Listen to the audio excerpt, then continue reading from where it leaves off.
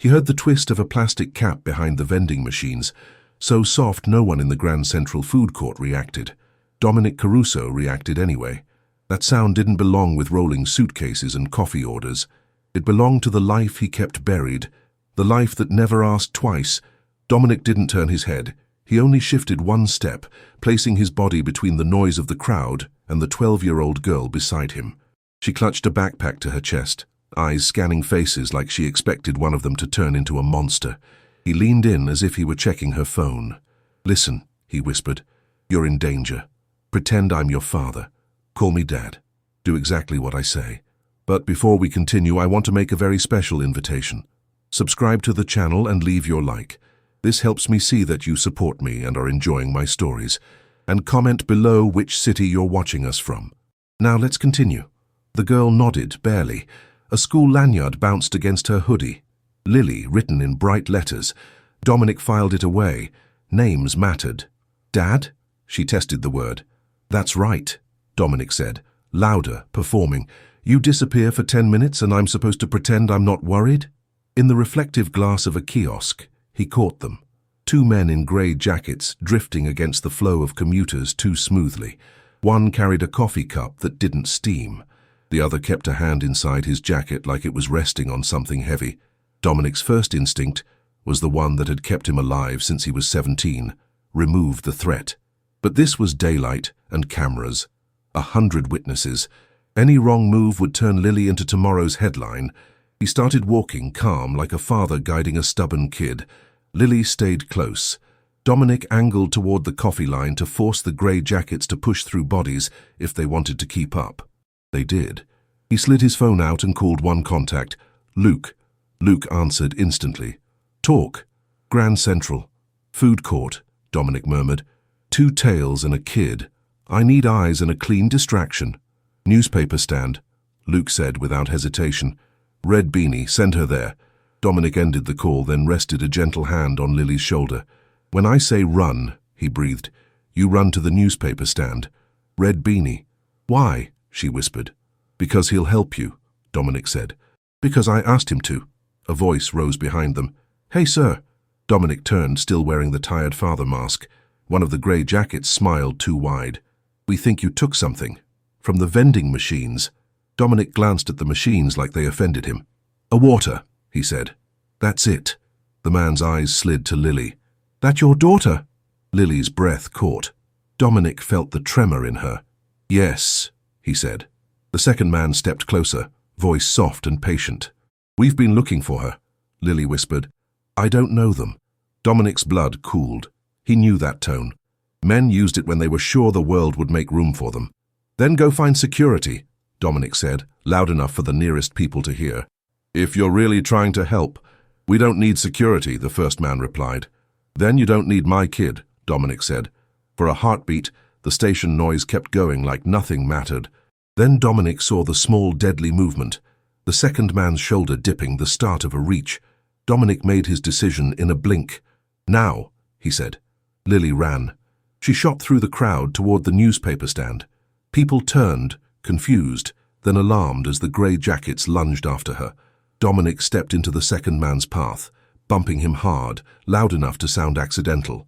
"Watch it," Dominic snapped, turning it into a normal argument. He flipped open his wallet and flashed an ID that looked official enough to slow a thought. "You touch my daughter," Dominic said through a polite smile, "and you'll be on every camera in this building." The first man hesitated.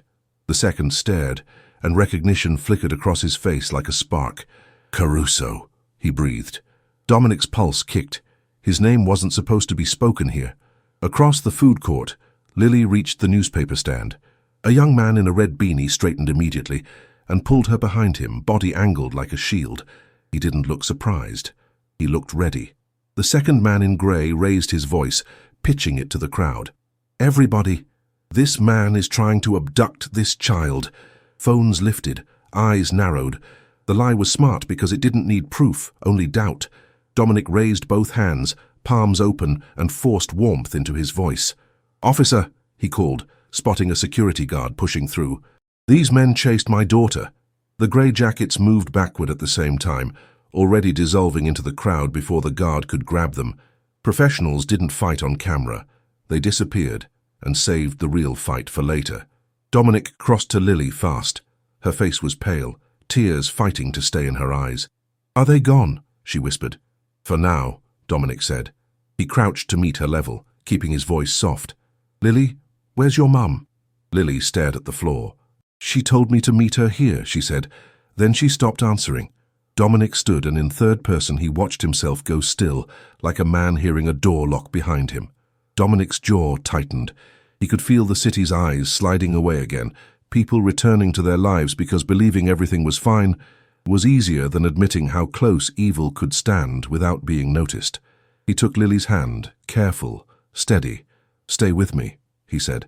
"No matter what you hear, no matter who calls your name." The grey jacket had said his name like he already knew it, which meant this wasn't random. This was planned. And Lily wasn't just in danger. She was bait. Dominic Caruso walked fast, but never fast enough to look like he was running. In places like this, running drew the wrong kind of attention. He guided Lily through a side corridor toward the parking levels, Luke's voice still echoing in his head, from a dozen past emergencies that had ended very differently than this one.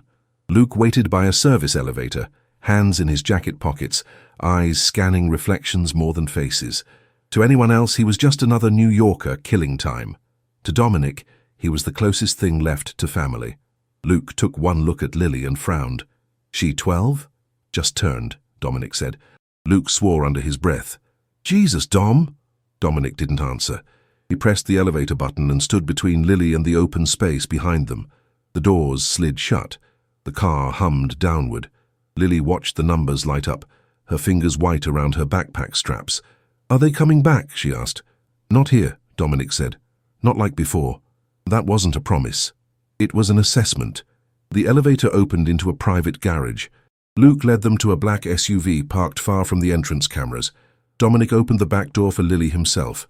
The gesture surprised her, and him. He hadn't opened a car door for a child in a very long time. As Luke pulled out, Dominic's phone vibrated. An encrypted message, one line. "You shouldn't have taken the girl." Dominic deleted it without replying. Lily leaned forward. "Was that them?" Dominic met her eyes in the rearview mirror. "Yes." "Why?" she asked. "I didn't do anything." Dominic looked away. "Because you saw something. Because you exist in the wrong place at the wrong time. Because men like me taught the world how to hunt quietly. They drove in silence until the city thinned and the streets grew darker." Luke parked behind a nondescript building with peeling paint and a flickering security light. One of Dominic's older safe houses. Not comfortable, but clean. Inside, Luke checked windows while Dominic poured water into a chipped glass and handed it to Lily. She drank like she hadn't realized how thirsty she was until now. "Do you know why they want you?" Dominic asked gently. Lily hesitated, then shook her head. "I heard my mum talking," she said. "She didn't know I was there." Dominic sat across from her, elbows on his knees. He stayed quiet. Silence made people fill it with truth. "She works nights," Lily continued. "At this hotel. She cleans rooms, but sometimes she has to stay late because important people come." Luke stopped moving. Lily swallowed.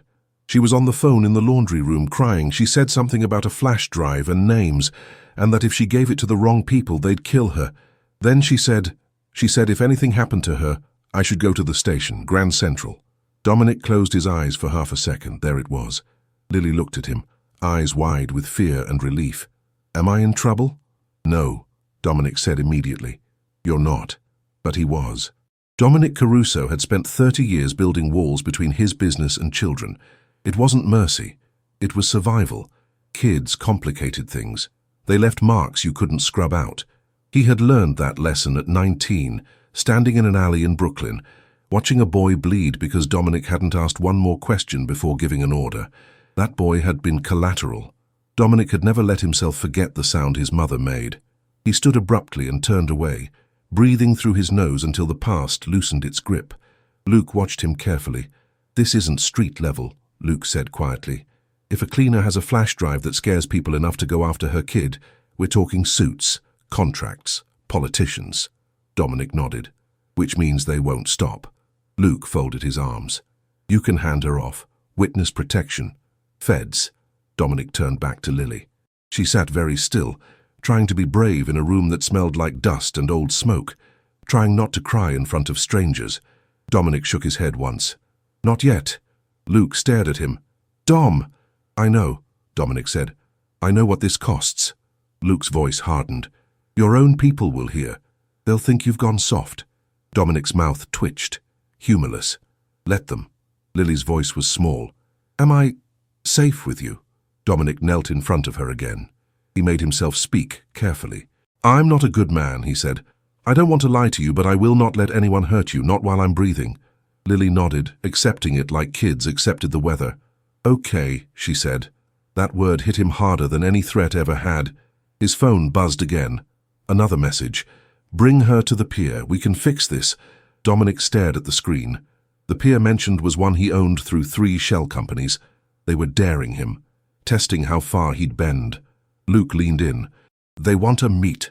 They want to see if I'll trade, Dominic said. Lily looked between them. Trade what?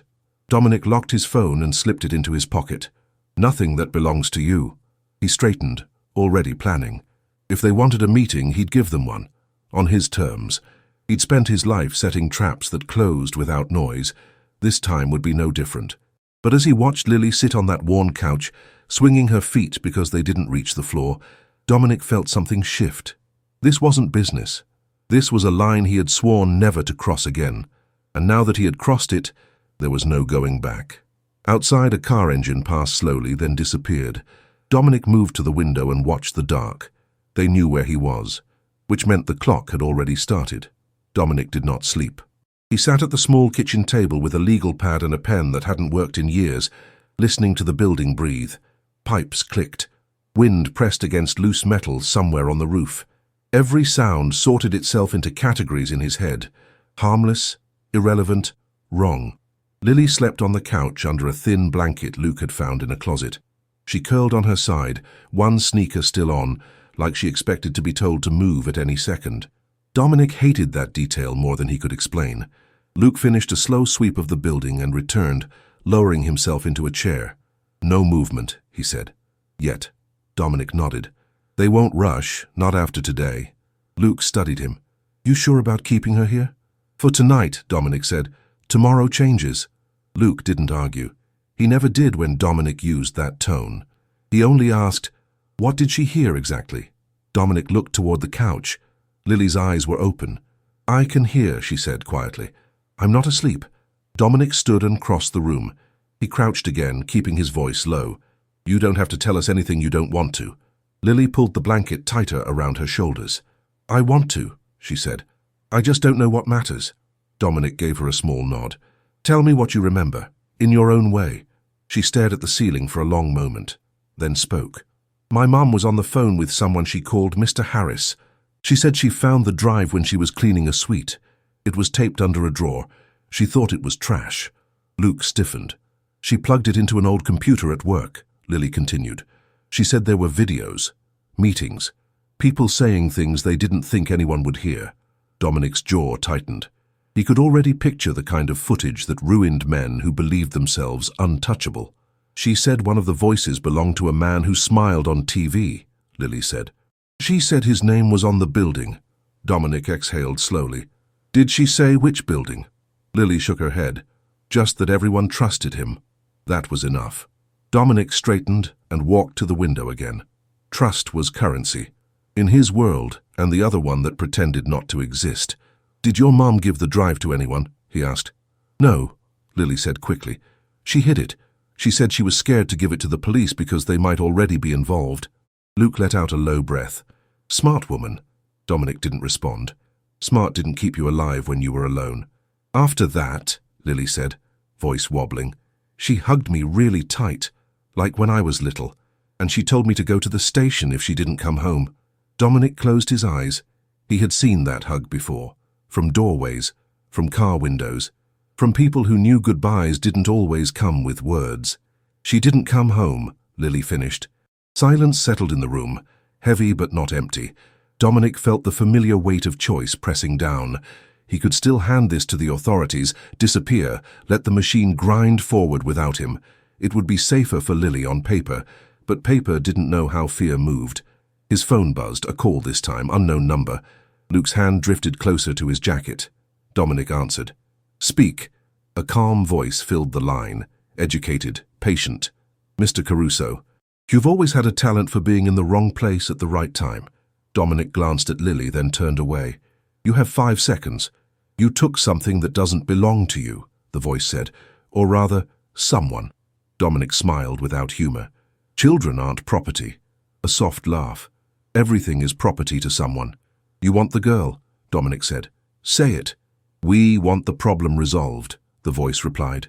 "Bring her to the pier tomorrow at noon. Alone. We will ensure your inconvenience ends." Luke shook his head. "And if I don't?" Dominic asked. A pause. Not hesitation. Calculation. Then her mother's situation becomes permanent. The line went dead. Dominic stood very still. He had faced threats before. Hundreds of them. None had ever been wrapped in that kind of certainty. Lily looked at him. "They have my mum." Dominic didn't lie. "Yes." Her eyes filled, but she didn't cry. "If I go, will they let her go?" Dominic crossed back to her and knelt again. He placed one hand flat on the floor so she could see it shake just a little. "They won't keep their word," he said. "Men like that never do." Lily nodded slowly. "Then don't take me." Dominic felt something crack open in his chest. He had expected fear. He hadn't expected resolve. Luke cleared his throat. "Dom, if this drive is what we think it is, this isn't just about us anymore." "I know," Dominic said. Luke lowered his voice. "Then maybe it's time you stopped solving everything like a criminal." Dominic looked at Lily. 12 years old. Too young to understand the machinery grinding around her, old enough to feel its teeth. He stood.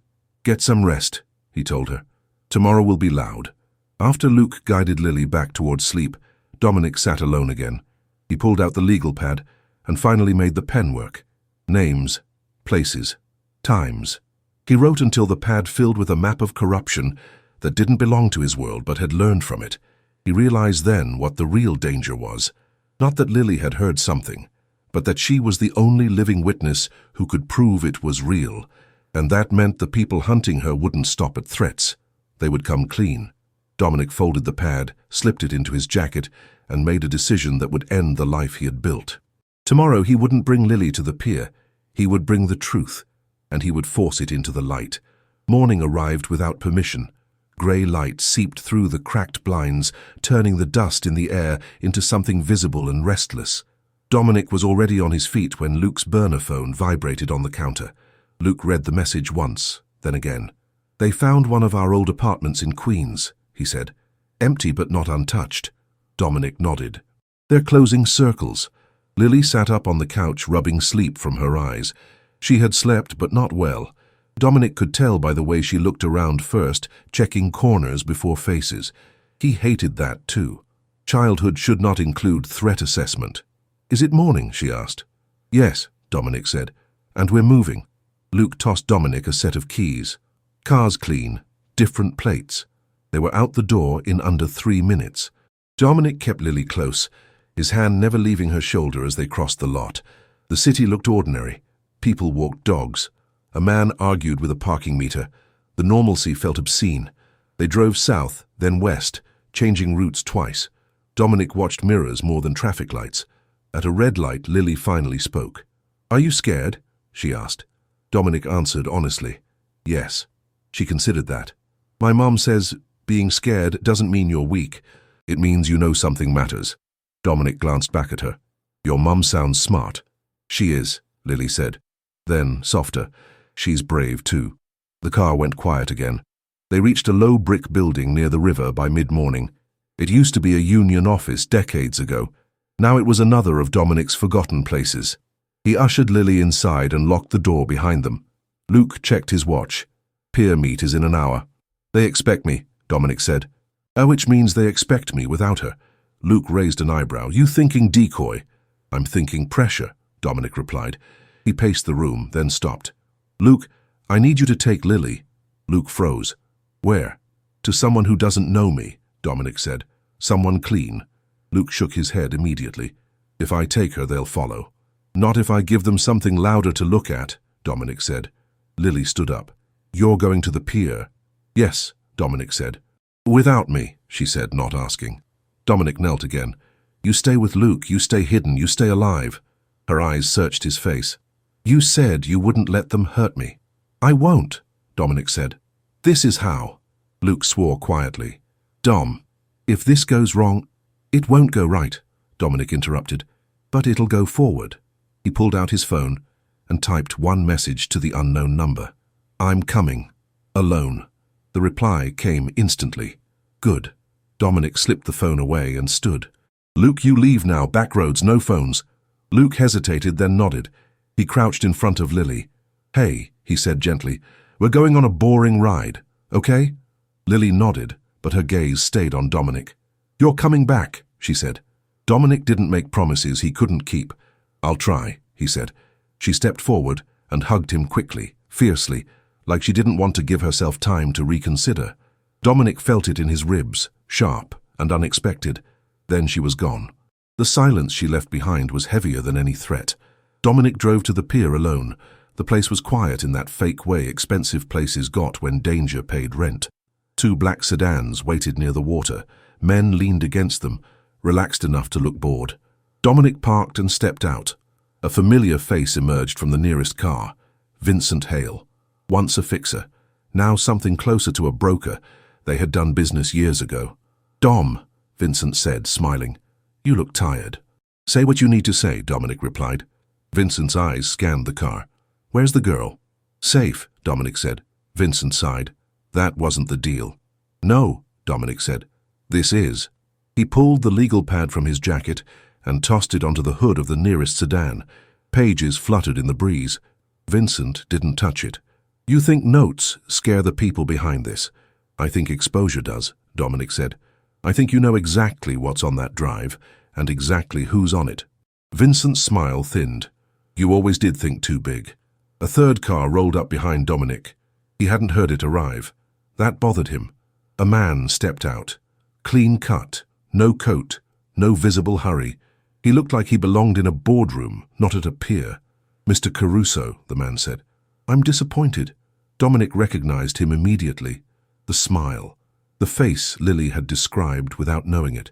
The one from television. Senator, Dominic said. Vincent looked uncomfortable now. That told Dominic everything. You've caused unnecessary disruption, the senator said calmly. This didn't need to involve a child. You involved her when you threatened her mother, Dominic said. The senator shrugged. Collateral happens. Dominic's hands curled into fists. You don't get to say that word. The senator smiled faintly. You don't get to decide anymore. He nodded once. 2 men moved. Dominic reacted on instinct, stepping sideways as hands grabbed for him. He didn't fight to win. He fought to delay. He let himself be slammed against the car, felt the breath leave his lungs, tasted blood. Vincent watched, conflicted, as the senator spoke again. Where is the drive? Dominic laughed, coughing. Not where you can reach it. The senator's eyes hardened. Then you're useless to me. Maybe, Dominic said. But I'm loud. Sirens wailed in the distance. Vincent's head snapped up. What did you do? Dominic smiled through the pain. I did what criminals do best, he said. I planned for betrayal. The senator stepped back, face tight with anger for the first time. You think police will save you? No, Dominic said.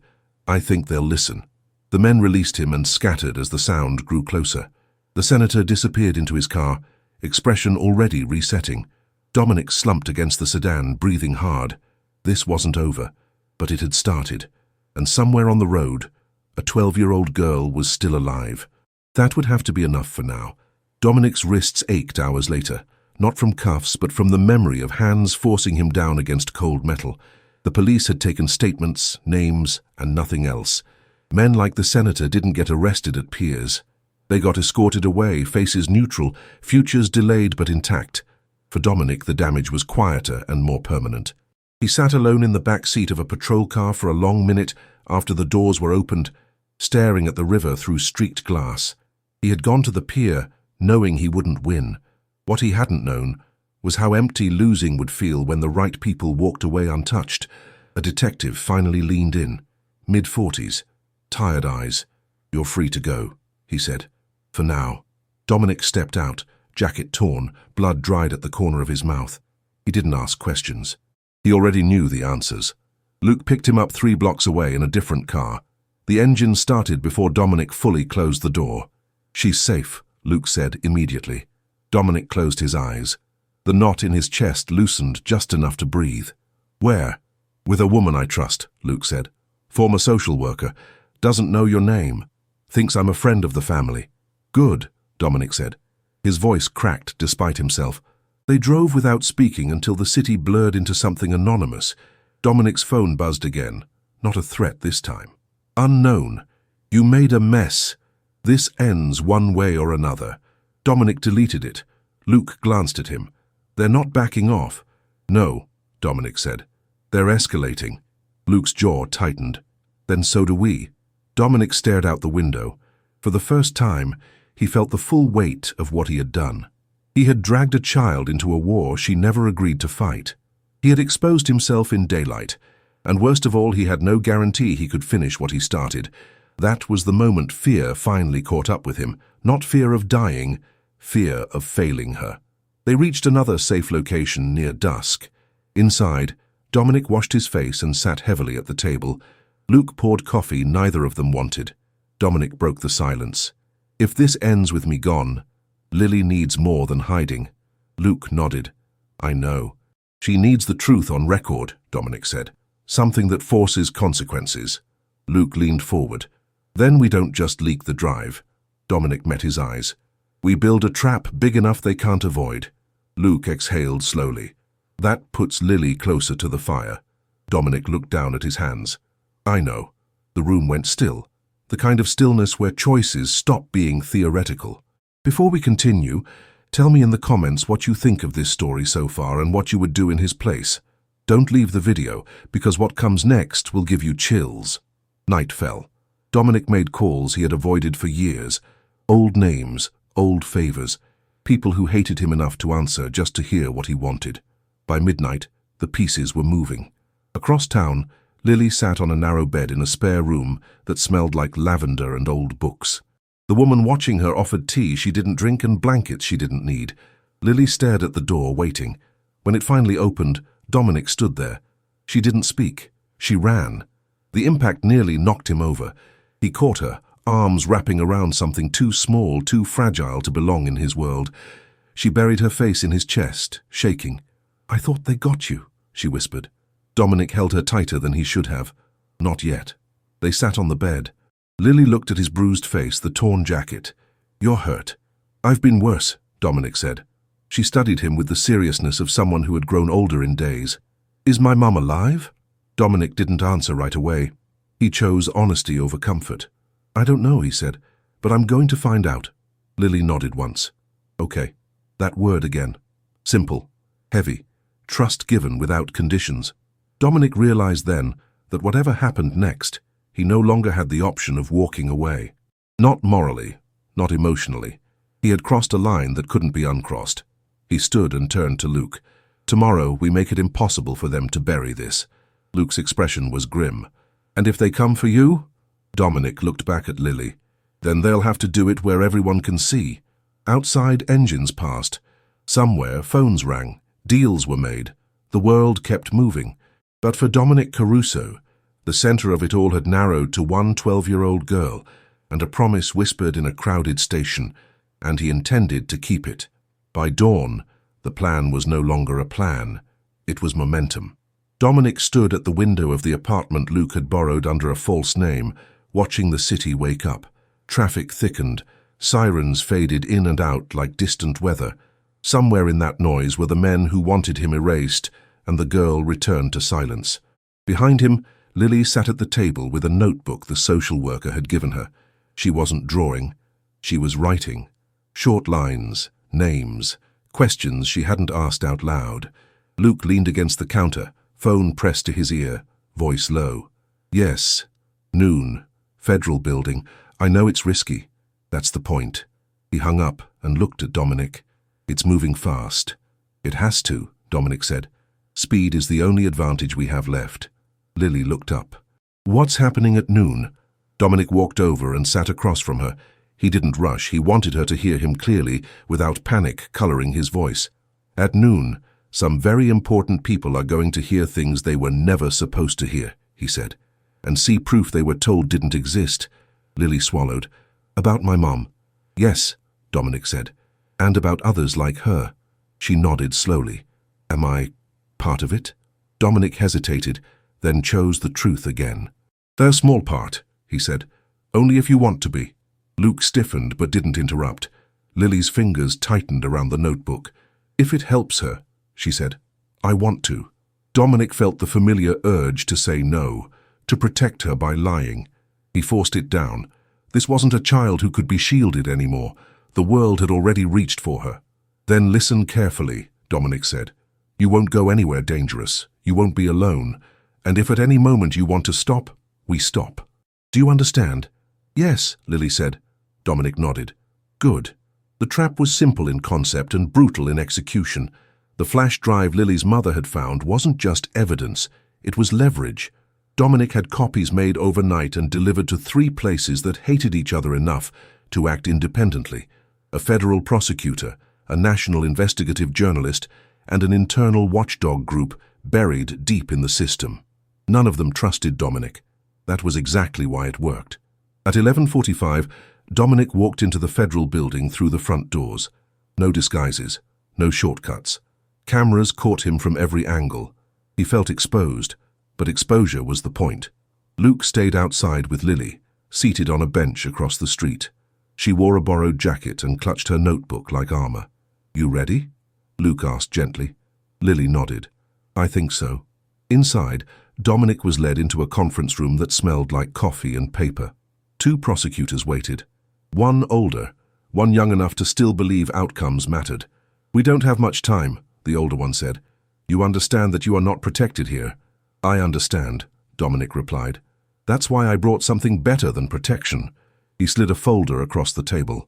Names, dates, financial trails, and at the top still images pulled from the drive. Faces frozen mid-lie. The younger prosecutor inhaled sharply. That's the senator. Dominic nodded. And 5 others who think they're invisible.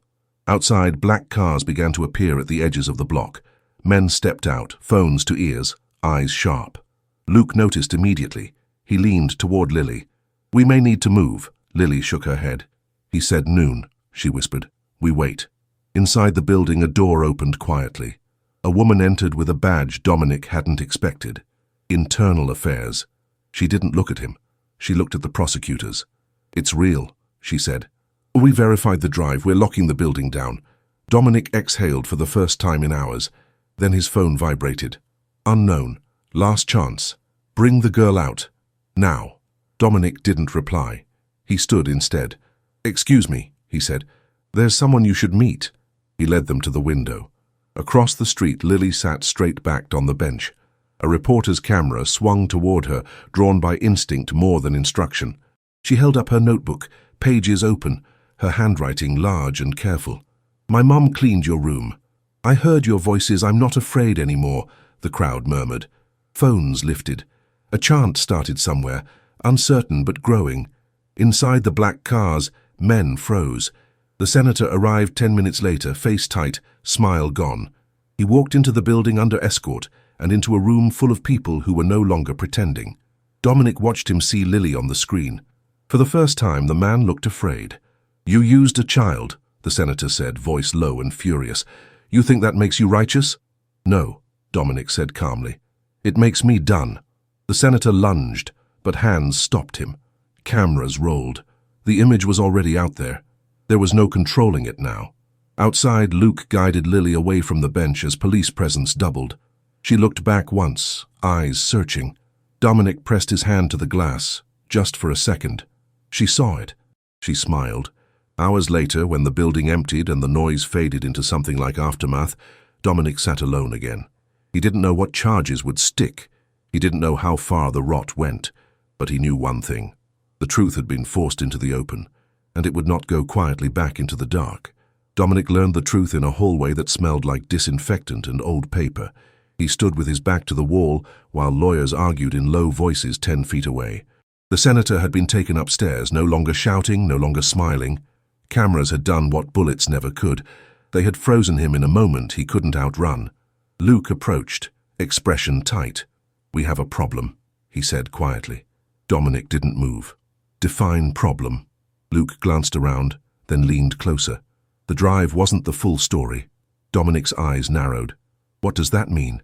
"It means," Luke said, "someone wanted Lily's mother to find it." The words landed heavy. Luke continued, "Internal affairs ran a deeper trace. The files were planted, not fake, real, but placed where they'd be discovered." Dominic turned slowly. "By who?" Luke hesitated. "By someone higher than the senator." For the first time since Grand Central, Dominic felt the ground shift under his feet. They were led into a smaller room. No windows, no cameras, just a single man seated at the table. Silver hair, calm posture, hands folded, like he owned the air around him. Dominic recognized him instantly, though he had never met him in person.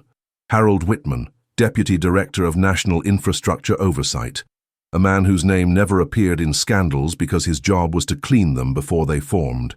Whitman smiled faintly. "Mr. Caruso," he said, "you exceeded expectations." Dominic stayed standing. "You used a child." Whitman nodded once. "I protected thousands." "You endangered one." Dominic shot back. Whitman's expression didn't change. "You would have done the same once." Dominic felt a cold understanding settle in. This was the twist, not the senator, not the peer. This man had orchestrated the fall of others to save the system itself. "You planted the drive," Dominic said. "You knew a cleaner would find it." "Yes," Whitman replied.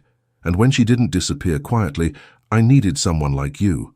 Loud, uncontrollable, morally complicated." Luke tensed. "You let her mother be taken." Whitman's eyes flicked to him.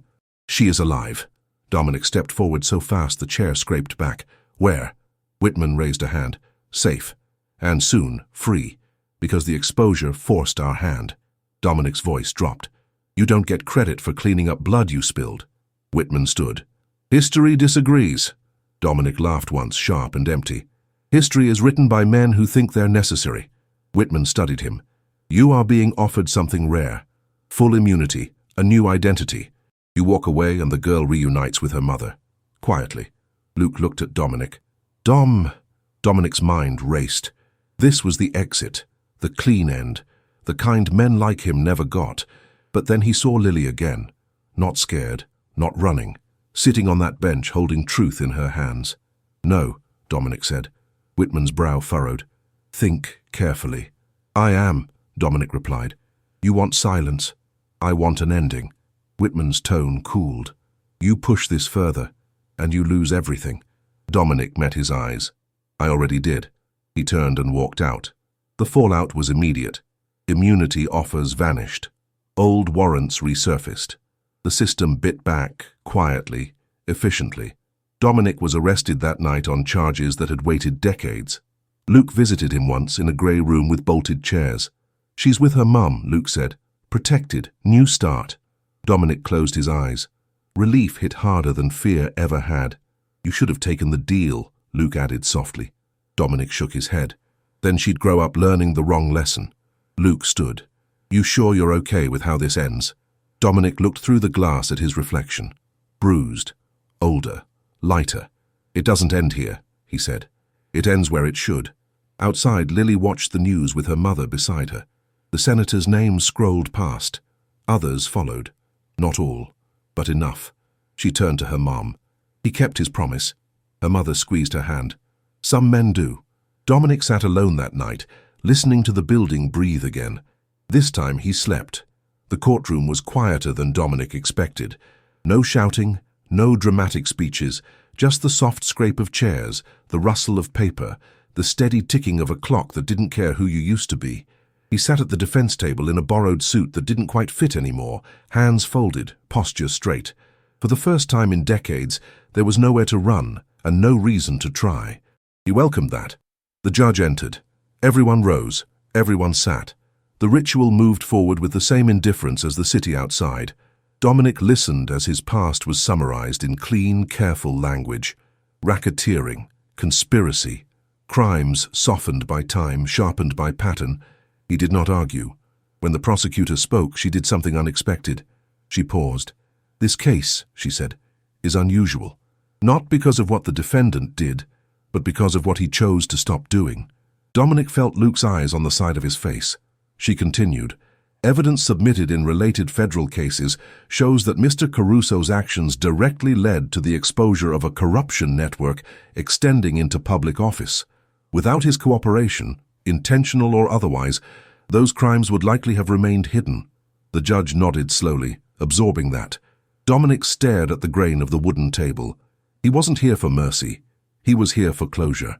When it was his turn to speak, he stood. The microphone hummed softly. "I won't pretend I'm innocent," Dominic said. His voice was steady, unadorned. "I built a life on fear. I told myself rules made it clean. They didn't." He paused, then added, "But one child reminded me that lines exist whether you respect them or not. I crossed many. I refused to cross one." The courtroom was still. "I accept whatever comes," he finished. "I already made my choice." The judge looked at him for a long moment, not as a symbol, as a man. "Mr. Caruso," she said, "you will serve time, but the court also recognizes your cooperation and the extraordinary circumstances surrounding it." She named the sentence. It was long enough to matter, short enough to mean something else. Dominic nodded once. As he was led away, he didn't look back. He didn't need to. 3 weeks later, on a quiet street far from New York, Lily rode her bike in uneven circles while her mother watched from the porch. The house was small. The paint was chipped. It was perfect. Her mother moved slower now. Healing did that, but she was alive, free, employed under a new name that felt strange on her tongue and comforting in her chest. Lily skidded to a stop. "Mail came," she called. Her mother stepped down and handed her an envelope. No return address. Just her name written carefully. Inside was a single page. "Lily, you were brave when it counted. That matters more than being strong. Live loud, live honest. Don't become like me. D." Lily folded the letter and held it to her chest. She didn't cry. She smiled. Years later, Dominic would sit in a prison library, turning pages slowly, his hair grey now, his name no longer feared. Men passed him without knowing who he had been. He liked it that way. One afternoon, a guard stopped by his table. "Visitor," he said. Dominic looked up, confused. Luke stood on the other side of the glass, older too, but smiling. "You've got mail," Luke said, sliding an envelope through. Inside was a photograph. Lily, taller now, confident, standing in front of a school building with a banner that read, "Student Council President." Her arm was around her mother's waist, both of them smiling without shadows. On the back, in careful handwriting, "I kept my promise too." Dominic sat back, the weight in his chest finally settling into something warm and permanent. For the rest of his sentence, he lived quietly. He taught another inmate to read. He fixed broken radios. He refused to give interviews when journalists came asking for the man who broke a senator. He wasn't that man anymore. When he was released years later, there was no crowd, no headlines, just a bus ticket and a sky that looked wider than he remembered. Dominic walked into it without looking over his shoulder. Somewhere, a young woman with a future was living loudly, and that was enough. What did you think of the story? Subscribe to the channel and share it with someone who will also be moved today.